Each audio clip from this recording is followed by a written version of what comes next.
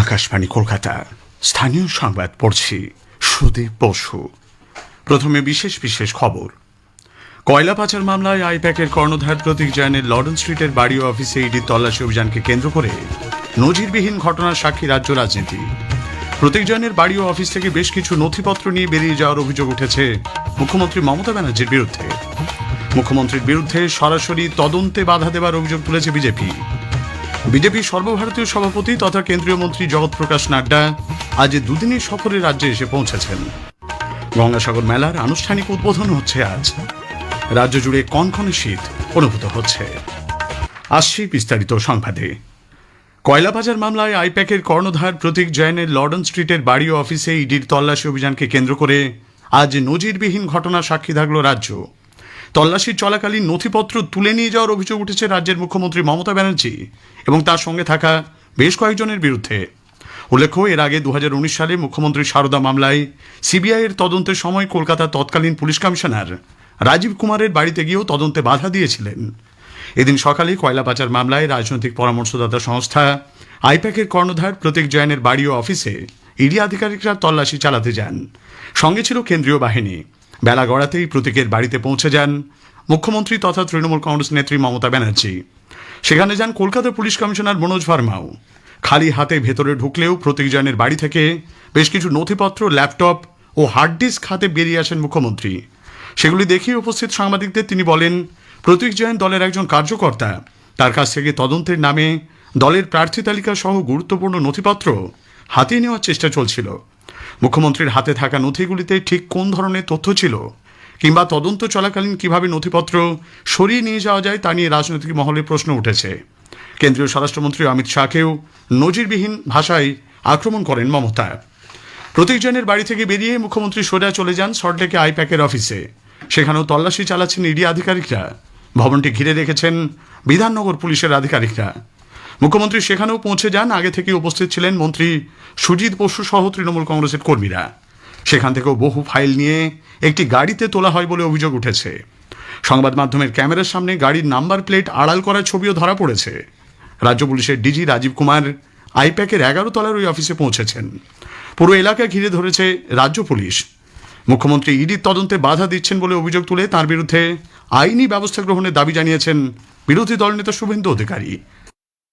আমি মুখ্যমন্ত্রী যাওয়াটাকে মনে করি অনৈতিক, অসাংবিধানিক।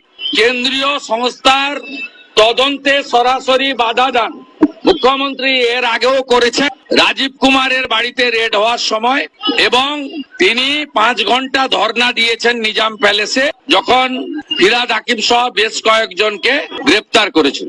এরা মুখ্যমন্ত্রীর অভ্যাসের মধ্যে পড়ে। কিন্তু কেন্দ্রীয় তদন্তকারী সংস্থা তার যে সাংবিধানিক অধিকার আছে সেই অনুযায়ী যদি এই তৃতীয়বারেও এই মুখ্যমন্ত্রী এবং সিপির বিরুদ্ধে ব্যবস্থা না নেন, তাহলে কিন্তু পশ্চিমবাংলায় ভুল বার্তা যাবে।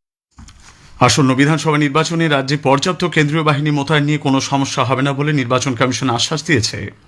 একসঙ্গে 5 রাজ্যে বিধানসভা নির্বাচন থাকলেও প্রয়োজন অনুযায়ী কেন্দ্রীয় বাহিনী পাওয়া যাবে বলে কমিশনের তরফে জানানো হয়েছে। পাশাপাশি ভোটের কাজে প্রায় 35,000 রাজ্য পুলিশ মোতায়েন করা হবে বলেও কমিশনকে জানিয়েছে রাজ্য সরকার। নির্বাচন কমিশন আজ দেশের সমস্ত রাজ্যের মুখ্য নির্বাচনী আধিকারিকদের নিয়ে বৈঠকে বসেছে। মুখ্য নির্বাচন কমিশনার জ্ঞানেশ কুমারের পৌরোহিত্যে সকাল 10টা থেকেই বৈঠক শুরু হয়েছে। তবে রাজ্যের মুখ্য নির্বাচনী আধিকারিক মনোজ কুমার আগরওয়াল ওই বৈঠকে যোগ দিচ্ছেন না। চলতি এসআইআর প্রক্রিয়া, ভোট প্রস্তুতি এবং আইন শৃঙ্খলা সংক্রান্ত একাধিক গুরুত্বপূর্ণ বিষয় নিয়ে বৈঠকে আলোচনা চলছে বলে মনে করা হচ্ছে। রাজ্যের কোথাও ইচ্ছাকৃতভাবে বুথ লেভেল অফিসারদের মাধ্যমে শুনানির ভুল নোটিশ পাঠানোর ঘটনা সামনে এলে কড়া পদক্ষেপ করা হবে বলে নির্বাচন কমিশন জানিয়েছে। কমিশন সূত্রে জানানো হয়েছে, যদি প্রমাণ মেলে যে উদ্দেশ্য প্রণোদিতভাবে ভোটারকে বিভ্রান্ত করতে বা প্রক্রিয়াকে প্রভাবিত করার জন্য ভুল নোটিশ পাঠানো হয়েছে, সেক্ষেত্রে দোষীদের বিরুদ্ধে এফআইআর দায়ের করা হতে পারে। নির্বাচন কমিশনের একাংশের বক্তব্য, ভোটার তালিকার বিশেষ নিবিড় সংশোধন একটি সংবেদনশীল ও আইনসিদ্ধ প্রক্রিয়া। সেখানে কোনো রকম অসৎ উদ্দেশ্য বা প্রশাসনিক গাফিলতি বরদাস্ত করা হবে না। দুদিনের রাজ্য সফরে এসেছেন বিজেপির সর্বভারতীয় সভাপতি তথা কেন্দ্রীয় মন্ত্রী জগৎ প্রকাশ নাড্ডা। বিমানবন্দরে তাকে স্বাগত জানাতে উপস্থিত ছিলেন বিজেপির রাজ্য সভাপতি শ্রমিক ভট্টাচার্য, বিরোধী দল নেতা শুভেন্দু অধিকারী, কেন্দ্রীয় শিক্ষা প্রতিমন্ত্রী সুকান্ত মজুমদার সহ বিজেপি নেতৃবৃন্দ। রাজ্যের বিজেপি নেতৃত্বের আজ বৈঠক করবেন তিনি। এছাড়া চিকিৎসকদের সঙ্গেও একটি বৈঠক করার পরিকল্পনা রয়েছে তার। বিকশিত ভারত গঠনে অন্যান্য ক্ষেত্রের মতোই 2025 সালে প্রযুক্তিগত যাত্রায় এসেছে গুরুত্বপূর্ণ পরিবর্তন। এই বছরটি প্রযুক্তির সঙ্গে ভারতের সম্পর্ককে দৃঢ় করেছে একটি প্রতিবেদন। 2025 সাল ভারতের বৈজ্ঞানিক ও প্রযুক্তিগত যাত্রায় গুরুত্বপূর্ণ কিছু পরিবর্তন এনেছে। কৃত্রিম বুদ্ধিমত্তা এবং সেমিকন্ডাক্টর থেকে শুরু করে মহাকাশ অনুসন্ধান, পারমাণবিক শক্তি এবং গুরুত্বপূর্ণ খনিজ পদার্থ পর্যন্ত ভারত প্রমাণ করেছে যে এটি আর কেবল বিশ্বব্যাপী প্রযুক্তি গ্রহণ করছে না, বরং সেগুলিকে রূপ দিচ্ছে। বিশিষ্ট প্রযুক্তিবিদ ও আর্থিক বিশ্লেষক সুদীপ্ত গুহ বলেন, সেমিকন্ডাক্টর ভবিষ্যতে বাজার নিয়ন্ত্রণ করবে। সেক্ষেত্রে এই বিষয়ে আত্মনির্ভরতা প্রশংসনীয়। গত 10 বছর মেক ইন ইন্ডিয়া ইনিশিয়েটিভে আপনারা জানেন বহু ক্ষেত্রে আমরা নিজের পায়ে দাঁড়ানোর চেষ্টা করছি। তার মধ্যে ইলেকট্রনিক্স, মোবাইল, সেমিকন্ডাক্টর একটা বড় পার্ট, যারা কি আগামী দিনে কন্ট্রোল করবে। মোদীজি এসে বলছেন যে আমরা আমাদের দেশে সেমিকন্ডাক্টর নিজেরা তৈরি করবো। যে সেমিকন্ডাক্টর ছাড়া গাড়ি চলবে না, যে সেমিকন্ডাক্টর টিভি দেখতে পারবেন না, মোবাইল চলবে না, ফ্যান থেকে শুরু করে প্রত্যেকটা জায়গায় যে সেমিকন্ডাক্টরটা লাগে। তো এইটা একটা নিজের পায়ে, এবং আপনি দেখবেন যে আমেরিকা সবকিছুর উপর স্যাংশন চালাচ্ছে, সেমিকন্ডাক্টর সেক্টরে কিন্তু চালাচ্ছে না, কারণ ওরাও আমাদের উপর নির্ভরশীল হতে চলেছে। কাশফিন নাহার, আকাশবাণী সংবাদ, কলকাতা। আজকের প্রসঙ্গ অনুষ্ঠানে আজ শুনবেন বিশেষ আলোচনা 2025 ক্রীড়া জগতের মাইল ফলক। বিশিষ্ট ক্রীড়া সাংবাদিক রূপক সাহার সঙ্গে কথা বলেছেন দিব্য দে। আকাশবাণী সংবাদ বিভাগ প্রযোজিত অনুষ্ঠানটি শুনবেন আজ রাত 8টায় গীতাঞ্জলি, প্রচার তরঙ্গ, ডিটিএইচ বাংলা পরিষেবা এবং সোশ্যাল মিডিয়া প্ল্যাটফর্মে। খবর শুনছেন আকাশবাণী থেকে। আমাদের সংবাদ শোনা যাচ্ছে ইউটিউব চ্যানেল আকাশবাণী সংবাদ বাংলা, ফেসবুক, ইনস্টাগ্রাম আকাশবাণী সংবাদ কলকাতা এবং এক্স হ্যান্ডেল AIR নিউজ কলকাতাতে। কেন্দ্রীয় সরকার জনগণনার প্রথম পর্বের বিজ্ঞপ্তি প্রকাশ করেছে। এই পর্যায়ে চলতি বছরের 1 এপ্রিল থেকে 30 সেপ্টেম্বরের মধ্যে সমস্ত রাজ্য ও কেন্দ্রশাসিত অঞ্চলে গৃহ সংখ্যা গণনার কাজ করা হবে। প্রতিটি রাজ্য ও কেন্দ্রশাসিত অঞ্চল 30 দিনের মধ্যে এই কাজ সম্পন্ন করবে। দেশে এই প্রথমবার জনগণনার কাজ হবে সম্পূর্ণ ডিজিটাল পদ্ধতিতে। এজন্য প্রায় 30 লক্ষ কর্মী নিয়োগ করা হবে। কলকাতার আউটরাম ঘাটে আজ বিকেলে সাগর মেলার আনুষ্ঠানিক উদ্বোধন করবেন মুখ্যমন্ত্রী মমতা ব্যানার্জি। সুষ্ঠুভাবে মেলা সম্পাদন করতে প্রস্তুত জেলা প্রশাসন। মুড়িগঙ্গা চ্যানেলে পারাপারের সময় ঘন কুয়াশায় দৃশ্যমানতা ঠিক রাখতে প্রতিটি মিনারে বিশেষ ফগ লাইটের ব্যবস্থা করা হয়েছে। এ মাসে 9 থেকে 17 তারিখ পর্যন্ত মেলার সঙ্গে সংশ্লিষ্ট সকলের এবং আগত পুণ্যার্থীদের জন্য রাজ্য সরকার 5 লক্ষ টাকার বিমার ব্যবস্থা করেছে। রাজ্য পুলিশের সঙ্গে কোনো মামলায় যৌথভাবে তদন্ত করা সম্ভব নয় বলে সিবিআই কলকাতা হাইকোর্টে জানিয়েছে। বিধানসভায় বিরোধী দলনেতা শুভেন্দু অধিকারীর বিরুদ্ধে থাকা রাজ্য পুলিশের এফআইআর খারিজ মামলায় ভারপ্রাপ্ত প্রধান বিচারপতি সুজয় পাল এবং বিচারপতি পার্থ সারথী সেনের ডিভিশন বেঞ্চে আজ কথা জানিয়েছে সিবিআই।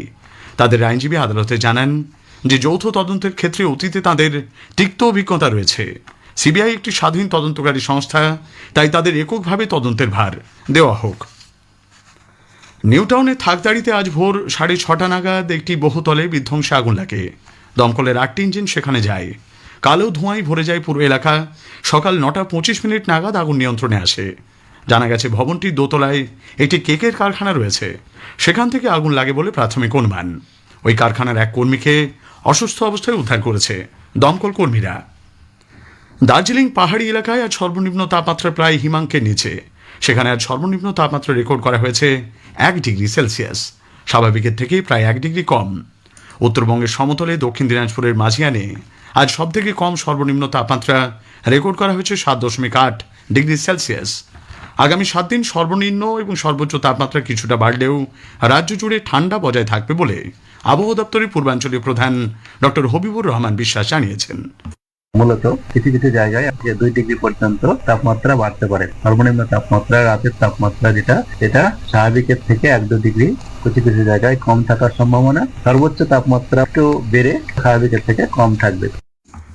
শেষ করার আগে স্থানীয় সংবাদের বিশেষ কিছু অংশ আরও একবার। কয়লা পাচার মামলায় আইপ্যাকের কর্ণধার প্রতীক জৈনের লর্ডন স্ট্রিটের বাড়ি ও অফিসে ইডি তল্লাশি অভিযানকে কেন্দ্র করে নজিরবিহীন ঘটনার সাক্ষী রাজ্য রাজনীতি। প্রতীক জৈনের বাড়ি ও অফিস থেকে বেশ কিছু নথিপত্র নিয়ে বেরিয়ে যাওয়ার অভিযোগ উঠেছে মুখ্যমন্ত্রীর বিরুদ্ধে। মুখ্যমন্ত্রীর বিরুদ্ধে সরাসরি তদন্তে বাধা দেবার অভিযোগ তুলেছে বিজেপি। স্থানীয় সংবাদ শেষ হলো।